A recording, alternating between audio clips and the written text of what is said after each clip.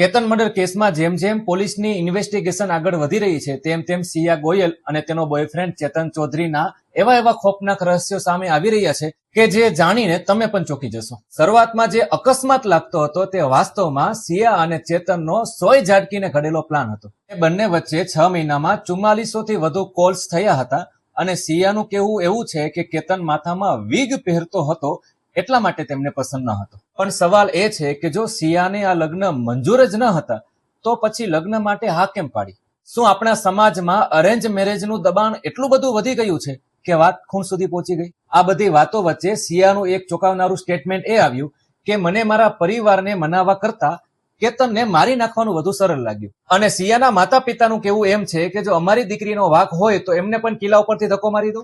પણ સવાલ એ છે કે આ ગુના પાછળ માત્ર સિયા અને ચેતન જ જવાબદાર છે કે પછી પરિવાર અને સમાજની છુપી ટોક્સિસિટી? તમને શું લાગે છે? કોમેન્ટમાં જરૂર જણાવજો. જય હિન્દ.